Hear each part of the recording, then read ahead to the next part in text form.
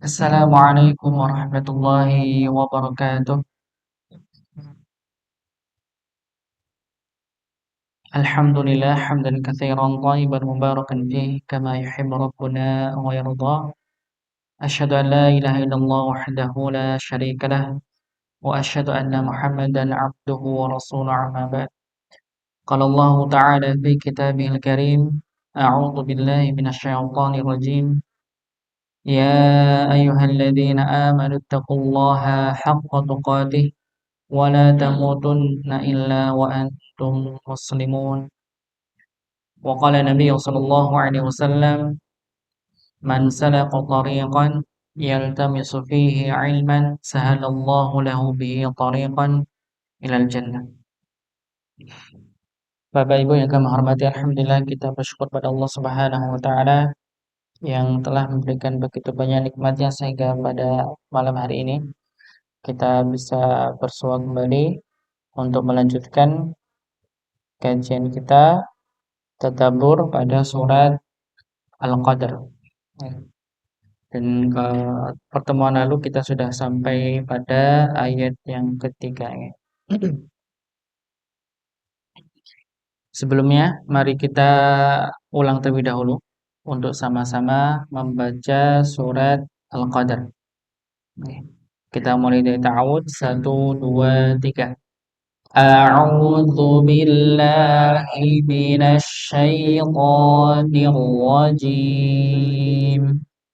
Bismillahirrahmanirrahim. Inna anzalnahu fi lailatul qadr. Wa ma adraka ma lailatul qadr. Lailatul qadri khairum min alfi syahr. Tanazzalul malaikatu war-ruhu fiha bi'izni rabbihim min kulli amr. Salamun hiya hatta matla'il fajr.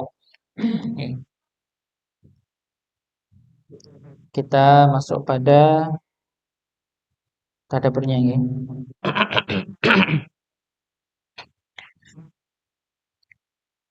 Di pertemuan lalu kita sudah membahas 3 ayat pertama pada surah Al-Qadr. Yang pertama Allah Subhanahu wa taala berfirman, Inna anzalnahu fi lailatul qadr. Ya, sungguhnya kami telah menurunkan Al-Qur'an pada malam Lailatul Qadar. Pada Lailatul Qadar. Ya, sudah kita sampaikan ya makna ya huwa atau hu dari anzalnahu. Ini maknanya apa Ibu-ibu? Bapak? Al-Qur'an. Ya, jadi kembali pada Al-Qur'an. Yang diturunkan apa? Al-Qur'an. Ya. Inna anzalna. Nanya ya itu bermakna kami menunjukkan 2 makna ya. Para ulama menjelaskan 2 makna, yaitu yang pertama karena keagungan Allah Subhanahu wa taala, menunjukkan kemuliaan keagungan Allah Subhanahu wa taala sebagai raja di raja. Ya, rajanya para raja. Ya, raja yang dia memiliki semua alam semesta. Yang kedua, ya dikarenakan proses penurunan Al-Qur'an ya tidak luput dari bantuan dari bala tentara Allah Subhanahu wa taala, yaitu para malaikat, yaitu malaikat, khususnya malaikat Jibril alaihi salam ya. Maka makna dari nahnu atau kami di sini adalah ya Allah Subhanahu wa taala karena keagungannya ya. Yang kedua, Allah Subhanahu wa taala ingin menunjukkan bahwa Allah memiliki bala tentaranya. Ya. Berikutnya ya. Untuk pemaknaan Al-Qadr. ya untuk pemaknaan al-qadar, yang para ulama ya mengumpulkan tiga makna yang dimiliki. Yang pertama, menyatakan makna kemuliaan, ya bahwa malam Lailatul Qadar atau malam Qadar ini adalah malam yang mulia, ya. Yang kedua, sempit. Sempit dikarenakan apa? Turunnya para malaikat. Ya, turunnya para malaikat. Yang ketiga, takdir, ya. Ini kita juga sudah sampaikan, ya, bahwa setiap tahunnya, ya, tepatnya pada malam Lailatul Qadar Allah Subhanahu wa taala replace tahun, data-datanya diberikan kepada para malaikat yang Allah ambil dari Lauhul Mahfuz yang sudah tertulis 50.000 tahun sebelum diciptakannya langit dan bumi. Ya. Ini bermakna tadi takdir, ya. Jadi yang makna dari Al-Qadar yang pertama kemuliaan, yang kedua sempit, ya, yang ketiga takdir. Berikutnya ayat kedua, wa ma adraka ma lailatul qadar. Ya, tahukah kamu apakah Lailatul Qadar itu? Ya, Allah Subhanahu wa taala mempertanyakan, ya, salah satunya agar kita merasa penasaran dengan malam Lailatul Qadar. Ya. Yang ketiga Allah Subhanahu wa taala menjawab, ya, dari pertanyaan kedua nih, Lailatul Qadri khairum min alfi syahr. Ya.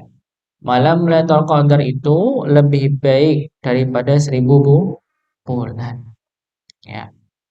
Sebagaimana disebutkan, ya, bahwa malam Lailatul Qadar ini adalah malam yang khusus yang Allah peruntukkan bagi umat Nabi Muhammad SAW. Dan umat-umat terdahulu tidak diberikan malam kemuliaan, ya. Sebagaimana dikatakan oleh Imam Nawawi rahimahullah, beliau mengatakan Lailatul Qadar khusus untuk umat ini, yaitu umat Nabi Muhammad sallallahu alaihi wasallam. Ya. Semoga Allah menambahkan kemuliaannya dan tidak didapatkan oleh umat-umat sebelumnya. Jadi umat-umat sebelumnya, ya, tidak merasakan apa yang namanya malam Lailatul Qadar. Dan salah satu hikmah yang bisa kita ambil adalah ketika Allah Subhanahu wa taala menjadikan salah satu dari malam-malam bulan Ramadan dijadikan sebagai malam Lailatul Qadar agar manusia atau agar umat Nabi Muhammad itu bisa menyaingi amalan-amalan umat terdahulu. Nih, yang umat-umat terdahulu punya umur ratusan tahun, ya, bisa disaingi dengan kita yang umurnya mungkin sekitar 60 sampai 70 tahun. Ya, bisa menyaingi amalannya, ya, hingga bisa melebihi amalan-amalan orang terdahulu yang umurnya ratusan tahun. Ya. Maka kita dianjurkan untuk bisa memanfaatkan malam Lailatul Qadar dengan sebaik-baiknya karena Allah Subhanahu wa taala menyebutkan khairum min alfi syahr, ya.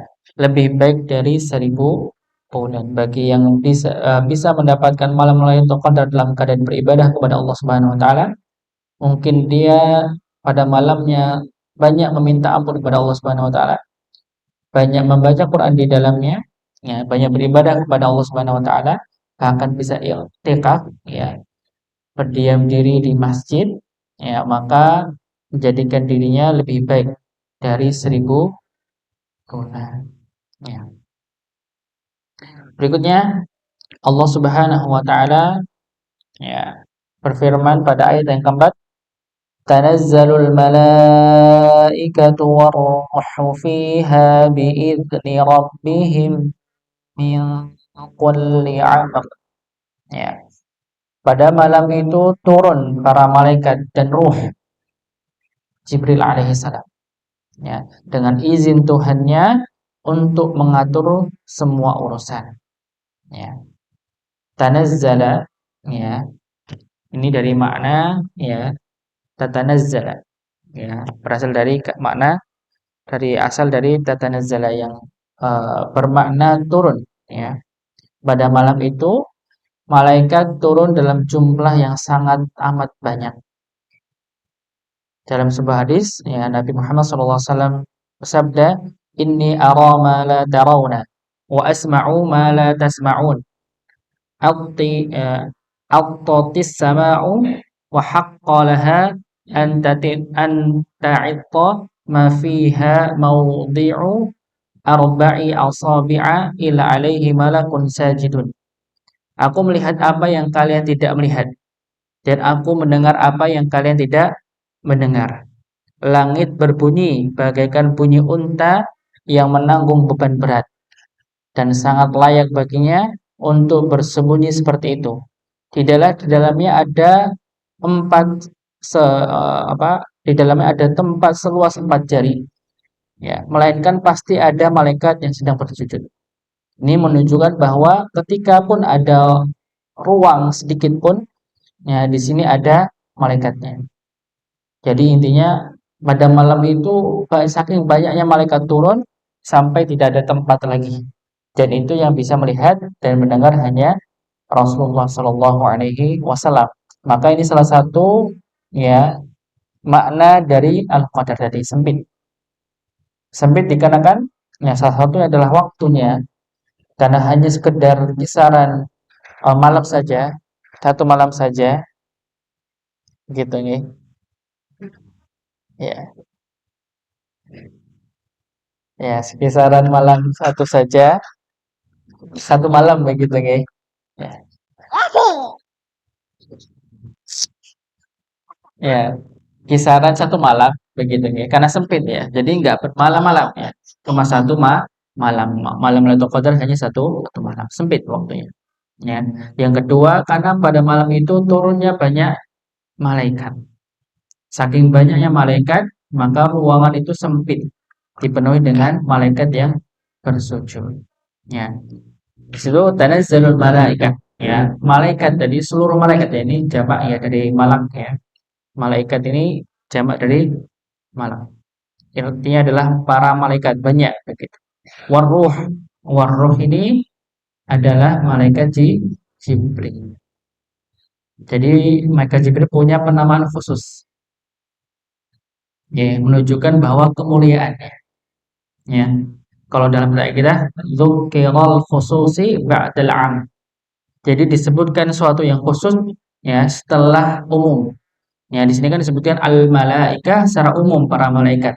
Tapi setelahnya Allah Subhanahu wa taala, nggih, menyebutkannya dengan warruh secara khusus. Dikarenakan malaikat Jibril adalah malaikat yang paling mulia di antara para malaikat yang lain. Ya, maka sampai disebutkan Sayyidul Malaikah, ya, sebagai pemimpin para malaikat. Ya, malaikat Jibril alaihi salam. Sebagaimana disebutkan kita ketika belajar pada surat Al-Bayyinah, innal ladzina amanu wa 'amilus shalihati ulaika hum khairul bariyah. Ya, sungguhnya orang yang beriman dan beramal soleh, ya, mereka itulah orang-orang yang atau makhluk yang paling baik begitu ya. Nah, ini menunjukkan Allah Subhanahu wa taala menyebutkannya amanu wa amilus sholihat. Jadi Allah menyebutkannya dengan penamaan khusus itu setelah keumuman. Karena amal soleh itu termasuk pada iman. Oke. Amal soleh itu termasuk pada iman. Ya. Tapi Allah Subhanahu wa taala menyebutnya ulang, nih. Innalladzina amanu wa 'amilus shalihat. Padahal amalus shalihat atau amal yang baik itu termasuk pada iman.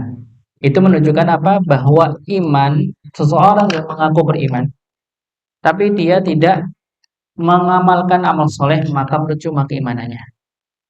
Ya, ini menunjukkan sangat pentingnya amal soleh. Karena iman tidak akan terbukti keimanannya jika tidak beramal soleh. Ya, ini sama nggih. Tanazzalul malaikatu war. Jadi para malaikat yang turun dan pemimpin para malaikat juga turun, malaikat Jibril alaihissalam. Ya, menunjukkan malaikat Jibril adalah malaikat yang paling mulia di antara malaikat lainnya. Maka disebut namanya ruh. Jadi kalau orang Nasrani namanya sebutannya apa, Bu? Roh Roh Kudus. Roh Kudus artinya apa? Roh yang suci. Gitu ya. Jadi bukan hanya Islam saja ya. Dari sejak awalnya dari Yahudi maupun Nasrani juga menunjukkan dalam kitab mereka itu malaikat Jibril adalah malaikat yang paling mulia. Dan memang dari wujudnya pun berbeda di antara malaikat-malaikat yang lain. Ya. Kalau disebutkan di Sahih Muslim ya, kalau malaikat Jibril ini memiliki berapa ratus sayap? Bapak Ibu pernah tahu sebenarnya? 600. 600 sayap gitu kan. Satu sayap saja sudah bisa memenuhi ufuk timur dan barat, bisa menutup dunia ini begitu. Maka ketika malaikat Jibril itu menyampaikan wahyu, nih, itu biasanya tidak dengan wujud aslinya. Walaupun pernah Rasulullah ditampakkan wujud aslinya, begitu. Tapi biasanya malaikat Jibril ketika menyampaikan wahyu, nih, itu berupa bahasa kita menyamar begitu ya, menjadi manusia. Ya. Walaupun memang turunnya wahyu bukan hanya sekedar apa namanya malaikat Jibril menyampaikan begitu. Kadang wahyu turun dalam keadaan Rasulullah bermimpi begitu ketika ada bunyi khusus begitu ya menunjukkan akan turunnya wahyu. Karena kalau para nabi mimpi juga termasuk pada wahyu. Sebagaimana kemarin kita sudah sebutkan Nabi Ibrahim alaihissalam ketika menerima perintah ingin menyembelih anaknya Ismail itu perantara mimpi. Ya. Tapi jangan disamakan dengan kita. Mimpi, wah ini wahyu nih kayaknya. Ini pernah terjadi ini. Ada salah satu menteri agama, saya lupa tahun berapa nih.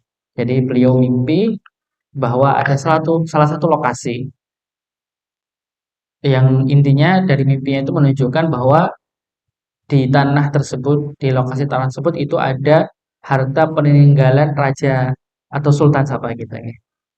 Dia yakin dengan mimpinya karena posisi beliau punya jabatan jadi memerintahkan dengan dana pemerintah begitu untuk menggali tanah tersebut untuk diambil harta sesuai dengan mimpinya. Tapi ternyata berbulan-bulan digali sampai nggak tahu sampai berapa meter gitu ya. Tapi nggak nemu. Ya sampai sekarang juga nggak nemu kayak gitu ya. Ya, walaupun memang kalau belajar mimpi juga ada khusus nih tentang mimpi juga ada tafsir mimpi juga ada, tapi ada ilmunya tersendiri begitu ya untuk memaknai mimpi tersebut. Ya, biasanya kitab jadi rujukan kitabnya seorang ulama dari kalangan tabi'in, ya, Ibnu Sirin. Ya, Ibnu Sirin begitu ya. Ya, begitu.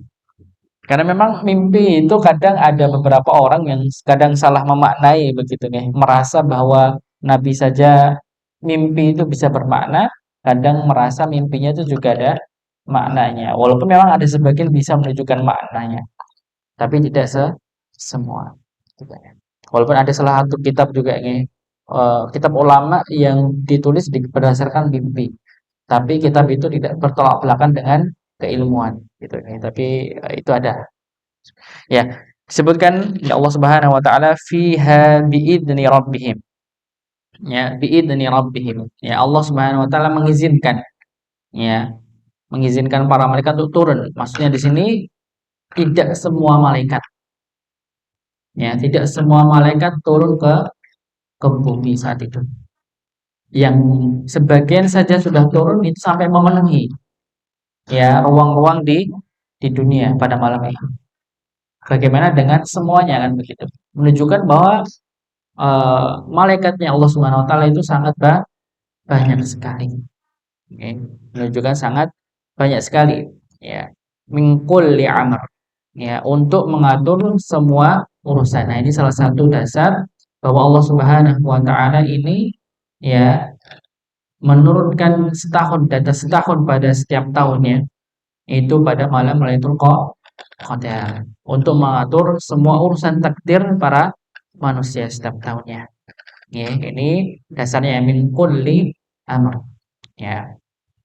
Jadi semakin banyak ya malaikat turun, maka semakin pada satu saat waktu itu waktu yang amat berkah. Jadi kalau misalnya disebutkan bahwa majelis ilmu itu akan turunnya para malaikat, wa haful malaikah, ya, turunnya para malaikat ini menunjukkan majelis ilmu itu adalah waktu yang berkah, ya, dibagi orang-orang yang dia menuntut ilmu di dalam. Entah dong atau belum. Begitu ya. Tapi insya Allah tetap dapat keberkahan, apalagi dong begitu ya. Ya, walaupun dia ngantuk maupun tidak ngantuk. Ya, tapi dikhawatirkan kalau ngantuknya kebangetan bisa hilang berkahnya.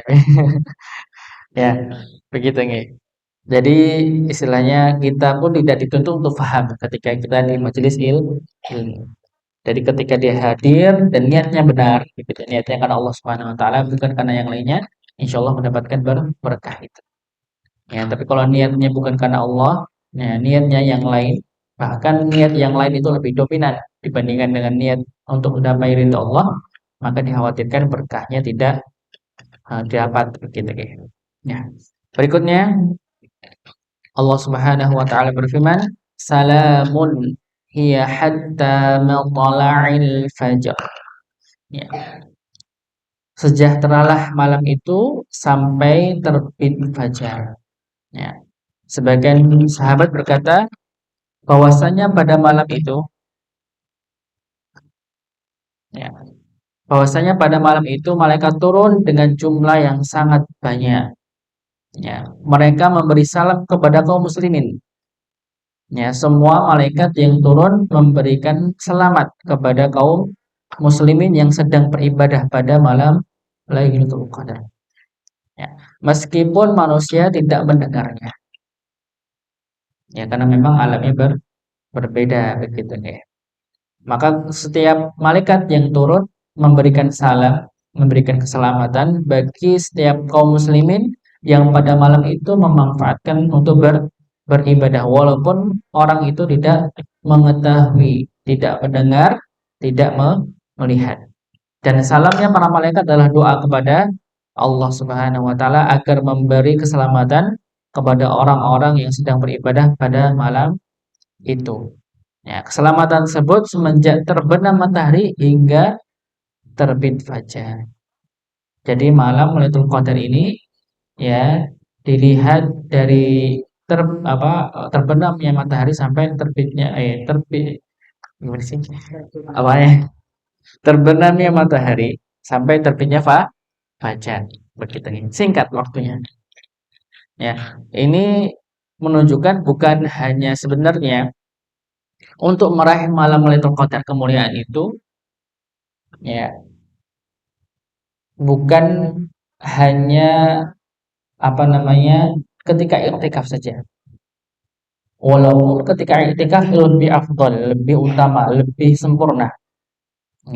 Dan disebutkan dan malam Lailatul Qadar itu sampai pagi, sampai fajar. Maka pun kalau misalnya pada malamnya dia tidak sempat untuk beribadah, tapi dia sempat untuk sholat subuh berjamaah, maka dia terhitung mendapatkan malam Lailatul Qadar, tapi dengan khusus amalan itu saja.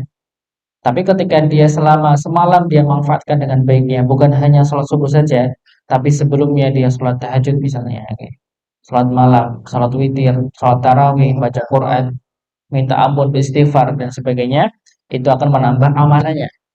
Oke. Jadi bukan hanya sholat subuhnya saja, tapi sebelum subuh dia sudah memanfaatkan waktunya, ya, untuk beribadah kepada Allah Subhanahu wa taala. Tentu berbeda apalagi ketika memang bertepatan pada malam itu dia iktikaf. Otomatis banyak ya amalannya tambah banyak. Oke. Karena pun ketika misal dia iktikaf dalam keadaan tidur pun dia tetap iktikaf. Begitu nggih. Ketika dia tidur, posisi dia niatkan sejak awal dia iktikaf, ya, maka dia terhitung iktikaf walaupun bukan terhitung sebagai orang yang sholat karena posisinya tidur gitu. Ya. Apalagi ketika itikaf dia sholat, berzikir, membaca Quran dan sebagainya. Maka itu lebih lebih baik dan lebih sempurna. Salah satu kemuliaannya disebut dalam hadis, "Man qama lailatul qadri imanan wa ihtisaban, ghufira lahu ma taqaddama min dhanbi." Ya, barang siapa yang melaksanakan salat pada malam Lailatul Qadar karena iman dan mengharap pahala dari Allah, maka dosa-dosanya yang telah lalu akan diampuni. Jadi kalau hadis yang serupa kan banyak ya. Man shoma Ramadan imanan wa ihtisaban ghufira lahu ma taqaddama min dhanbi. Man qama Ramadan imanan wa ihtisaban ghufira lahu ma taqaddama min dhanbi. Man qama lailatul qadri imanan wa ihtisaban ghufira lahu ma taqaddama min dhanbi. Ada tiga ya. Dengan apa ganjaran yang serupa. Ya, berpuasa ya, salat tarawih atau sholat malam lainnya umum secara umum ya, atau ketika dia sholat malam bertepatan pada malam Lailatul Qadar. Oke. Diawali dengan amal yang berbeda tapi ganjarannya serupa. Oke. Dan ketika Aisyah radhiyallahu anha ini bertanya kepada Rasulullah, "Wahai Rasulullah, kalau misalnya saya bertepatan pada malam ini, malam Lailatul Qadar, sebaiknya apa yang harus saya panjatkan kepada Allah Subhanahu wa taala?" Maka Rasulullah bersabda, "Quli Allahumma innaka afuwun tuhibbul afafa fu'anni." Maka katakanlah, Allahumma innaka afuwun, ya Allah sungguhnya Engkau Maha Pengampun. Tuhibbul afwa, Engkau mencintai orang-orang yang meminta ampun. Oke. Afafa fu'anni, maka ampunilah diriku. Maka ampunilah aku. Begitu. Ini doa yang harus banyak dipanjatkan. Dikarenakan kita ketahui bahwa malam Lailatul Qadar itu tidak ada yang mengetahui secara pasti. Ya, tapi bocorannya dari Rasulullah adalah 10 malam terakhir pada bulan Ramadan dan mengerucut pada malam-malam ganjil, ya, malam 21, 23, 25, 27, 29, ya. Maka pada malam-malam itu kita perbanyak ya, untuk membaca Allahumma innaka afuwun tuhibbul afafa fu'anni, ya. Walaupun sebelum 10 akhir itu juga kita dianjurkan tetap begitu ya, untuk banyak-banyak membaca, tapi paling diutamakan lagi ketika 10 malam terakhir, diutamakan lagi ketika malam-malam yang ganjil, yaitu utamakan lagi ketika malam Lailatul Qadar. Ya, malam Lailatul Qadar ketika memang kita yakin begitu pada malam itu. Ya. Biasanya memang ada beberapa riwayat para ulama menyebutkan biasanya kondisi ya, malamnya tidak dingin juga tidak panas, sedang. Yang kedua, ini prediksi para ulama begitu ya.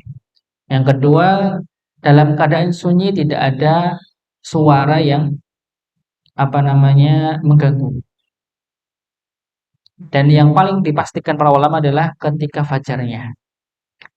Ya, ketika fajar kelihatan matahari tidak terlalu mencorok pada sinarnya, tapi terang. Gitu. Ini pendapat para ulama mengenai kira pada malam Lailatul Qadar. Ya, istilahnya mengira-ngira ciri-ciri pada malam Qadar adalah demikian. Walaupun memang tidak ada riwayat khusus dari Nabi menunjukkan malam Lailatul Qadar bagaimana, tidak ada. Gitu ya. Maka kita dianjurkan pada ayat yang terakhir ini bahwa kita tahu bahwa pada malam Lailatul Qadar itu para malaikat memberikan salam kepada kaum muslimin yang beribadah pada malam itu, maka kita yang mengetahui itu dimanfaatkan dengan sebaik-baiknya. Okay. Dan kita fokus pada diri kita untuk banyak-banyak meminta ampun pada Allah Subhanahu wa taala, terlebih pada kalimat doa Allahumma innaka afuwun tuhibbul afwa fa'fu anni. Ya, boleh nggak kalau kita ganti dengan astaghfirullahaladzim atau astaghfirullah wa atubu ilaih? Boleh wonten 25 watt boleh ya gitu. Ya. Nah, kalau diganti tidak nggih. Karena ini khusus. Ya, dan makna afun ini afuun daripada dengan istighfar itu berbeda. Ya. Para ulama menjelaskan sebagian ulama menjelaskan bahwa makna afun itu bukan hanya sekedar diampuni saja, tapi benar-benar Allah hapus kesalahannya di hadapan manusia nanti. Sedangkan istighfar, nggih, istighfar itu diampuni, tapi Allah masih menampakkan aibnya di depan manusia. Bisa dipahami nggih? Jadi kalau istighfar itu nantinya ketika di padang mahsyar itu nanti kan semua orang akan ditampakkan aibnya di depan manusia. Yang tersembunyi apalagi yang terang-terangan begitu ya akan ditampakkan oleh Allah. Malu-malu kan begitu ya. Tapi ketika orang itu Allah terima dengan doanya Allahumma innaka afuwun, maka bukan hanya diampuni dosanya, tapi Allah jaga aibnya. Ketika Allah menerima. Ya, karena kita tidak ada yang tahu mana doa kita yang diterima oleh Allah Subhanahu wa taala, maka harus banyak-banyak berdoa. Terkhusus pada malam Lailatul Qadar. Mungkin ini yang bisa kami sampaikan. Monggo kalau ada yang mau didiskusikan atau ditanyakan. Monggo.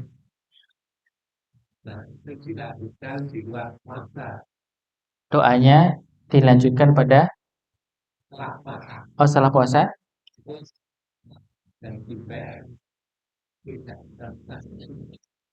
Bagaimana Pak? Maksudnya nggih,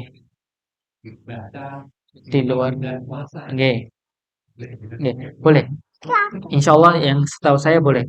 Nggih, misalnya contohnya doa ketika kita sholat istikharah. Nggih, doa kan kalau doa istikharah kan ada doa khusus nggih. Nggih. Tapi ketika kita gunakan karena kalimatnya itu bagus. Nggih kan kalau salah satu kalimatnya pada apa doa istikharah kan, ya Allah jika ini yang terbaik maka dekatkanlah. Kalau ini tidak terbaik, kalau bukan yang terbaik maka jauhkanlah kan begitu nggih. Nah, ketika kita gunakan untuk doa sehari-hari, ketika kita punya hajat begitu nggih. Ketika tidak melaksanakan apa namanya? Salat istikharah maka didoakan doa masalah. Nggih, ini bisa disamakan dengan ketika kita baca Allahumma innaka afuwun di luar itu. Walaupun nggih, waktunya, kemuliaannya, mustajabnya berbeda. Begitu nggih. Atau ketika misalnya apa namanya? Doa selainnya, misal doa ketika keluar rumah. Nggih, itu juga bagus maknanya. Boleh kita gunakan setelah dari sholat, kita tunggu apa gunakan untuk berdoa juga tidak ya masalah begitu nggih. Ya, tidak masalah insyaallah tidak masalah. Yang kami ketahui demikian. Wallahu a'lam bishawab. Nggih. Ketika setelah sholat witir di luar Ramadan atau untuk doa yang sama. Nggih, nggak apa termasuk nggih, termasuk. Untuk doa insyaallah termasuk karena ini memang maknanya baik gitu nggih, maknanya baik. Ya, tapi memang kenapa kok dianjurkan pada malam itu, malam Lailatul Qadar dikarenakan kekhususan malam itu. Ya, kekhususan malam-malam malam itu gitu nggih. Mungkin ada yang lain mungkin yang mau ditanyakan. Ya wallahu a'lam. Nah, nggih. Ya, mungkin ini yang bisa kami sampaikan.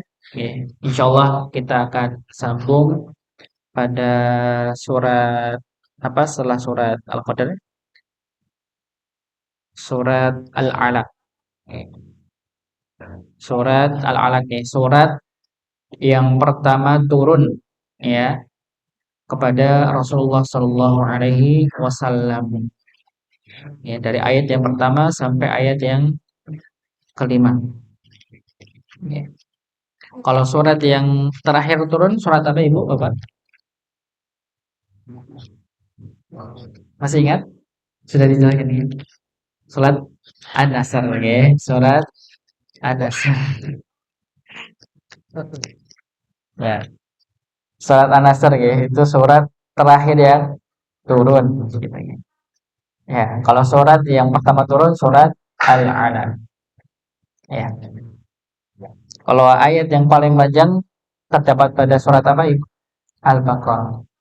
Ya, surat paling panjang nih, satu muka sendiri nih bacanya. Ya, oke. Mungkin ini yang bisa kami sampaikan. Kita tutup dengan doa kafaratul majelis. Subhanakallahumma wa bihamdika asyhadu an la ilaha illa anta astaghfiruka wa atubu ilaik. Assalamualaikum warahmatullahi wabarakatuh.